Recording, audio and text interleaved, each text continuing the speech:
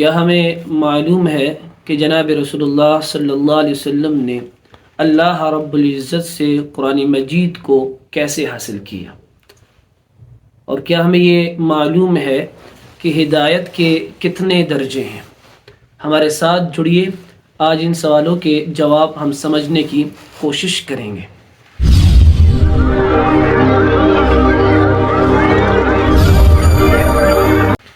سب سے پہلے جناب نبی کریم صلی اللہ علیہ وسلم نے امین الوحی جبرائیل کے واسطے سے قرآن مجید حاصل کیا، اور جبرائیل علیہ السلام نے رب العزہ جل و جلالہ سے قرآن مجید کو حاصل کیا۔ یہاں پر یہ بات بھی معلوم ہونی چاہیے کہ جبرائیل امین کا اس کے سوا اور کوئی کام نہ تھا، یعنی قرآن مجید کو لیا۔ یوں سوال کیا جائے کہ کیف تلقى النبی صلی اللہ علیہ وسلم القرآن بالوحی، وحی کے ذریعے قرآن مجید جبرائیل امین کے واسطے سے حاصل کیا۔ وحی کی طرف جائیں اور اگر سمجھنے کی ہم کوشش کریں تو ہمیں لغوی معنی وحی کا ایحاء لگتا ہے۔ ایحاء معنی کہتے ہیں خفیہ طور پر اشارہ کرنے کو ایحاء کہا جاتا ہے، یعنی یہ اشارہ کرنا خواہ رمز اور کنایہ کے طرح سے ہو، خواہ یہ بے معنی آواز کی صورت میں ہو، خواہ کسی اس کو حرکت دینے کے ساتھ ہو، خواہ تحریر اور نقوش کے ذریعے سے ہو، یعنی اشارہ کرنا اس کو ایحاء کہا جاتا ہے۔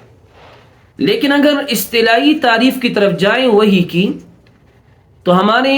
علماء، ہمارے فقہاء، ہمارے مشائخ نے بہت ساری تعریفیں کی ہیں وحی کی، جن میں سے ایک آسان سی تعریف وحی کی یہ ہے کہ وحی کہتے اس کو ہے کہ اللہ تبارک و تعالیٰ کا پیغام جو جناب رسول اللہ صلی اللہ علیہ وسلم یا وقت کے نبی کی طرف آتا ہے۔ حضرت علامہ انور شاہ کشمیری علیہ الرحمہ ایک خوبصورت ایک بات تحریر کرتے ہیں، اور وہ یہ تحریر کرتے ہیں کہ وحی جو ہے یہ خاص ہے انبیاء کرام کے ساتھ، اور ایحاء یہ غیر انبیاء کرام کے لیے بھی اس کے استعمال ہوتا ہے۔ اس لیے کہ ہمارے کئی مشائخ اس بات کی طرف گئے ہیں کہ وحی کا اصطلاحی معنی اتنا عام ہو چکا ہے کہ اس کا استعمال اب نبی کے لیے ہوتا ہے، تو اس کے لیے شاہ انور شاہ کشمیری علیہ الرحمہ کی بات بڑی اچھی لگتی ہے کہ ایک نبی کے ساتھ خاص کر لیا جائے اور ایک غیر نبی کے ساتھ اس کو خاص کر لیا جائے۔ اگر پھر ہم اس کے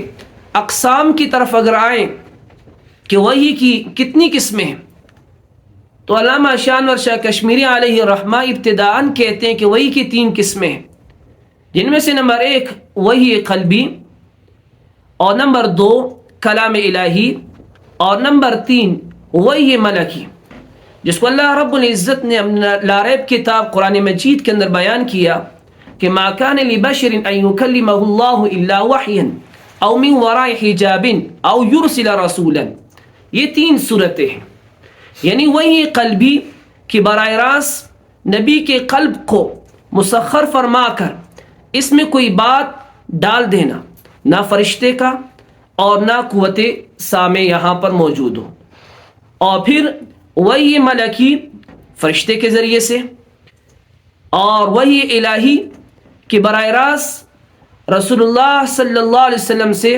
ہم کلام ہونا، یعنی ہم کلامگی کا شرف عطا کرنا۔ اور آیا جناب رسول اللہ صلی اللہ علیہ وسلم پر وحی کتنی صورتوں کے اندر نازل ہوئی، جن میں سے ایک روایت سب سے پہلے ہمیں ملتی ہے۔ سوال کیا حارث ابن ہشام نے جناب رسول اللہ صلی اللہ علیہ وسلم سے کہ آپ پر وحی کیسے نازل ہوا کرتی تھی، تو آپ نے جواب دیا کہ احیانا یأتینی مثل صلصلۃ الجرس وهو اشد علی، گھنٹی کی آواز کی طرح وحی نازل ہوا کرتی تھی۔ ایک تو تسلسل اور دوسرا کہ جب گھنٹی بار بار بج رہی ہو تو اس کی سمت کی تعیین نہیں ہو پا رہی ہوتی، تو اس بات کی طرف اشارہ ہے کہ اللہ تبارک و تعالیٰ کی ذات سمت سے، مکان سے پاک ذات ہے۔ اور نمبر 2، تمثیل الملک، یعنی فرشتے کا انسانی صورت میں آنا، جس طرح کہ ہمیں معلوم ہے کہ جبرائیل امین حضرت دحیہ کلبی رضی اللہ تعالیٰ کی صورت کے اندر آیا کرتے تھے، اس کا ذکر، اور فرشتوں کا اصلی صورت کے اندر آنا، اور اسی طرح رؤیا صادقہ، سچے خواب، اس لیے کہ حضرت ام عائشہ صدیقہ رضی اللہ تعالی عنہا روایت کرتی ہیں، اول ما بدی بی رسول اللہ صلی اللہ علیہ وسلم من الوحی الرؤیا الصالحہ، سچے خواب اور کلام الہی، اور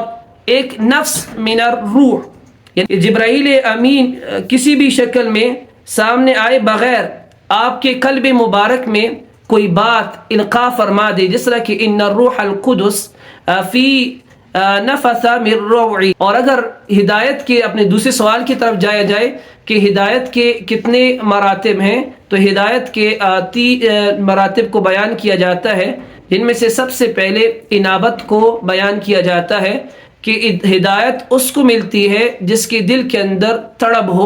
ہو، اس کو ہدایت ملتی ہے، اور پھر اس کے بعد دوسرا درجہ ہدایت کا ہے، اور تیسرا درجہ استقامت کا ہے، اور کچھ علماء ایک چوتھا بھی بیان کرتے ہیں، اور وہ ہے ربط قلب بیان کرتے ہیں۔ امید ہے کہ آپ کو ہماری یہ ویڈیو اچھی لگی ہوگی۔ مزید تعلیمی اور قرآنی معلوماتی ویڈیو دیکھنے کے لیے ہمارے ساتھ جڑے رہیے۔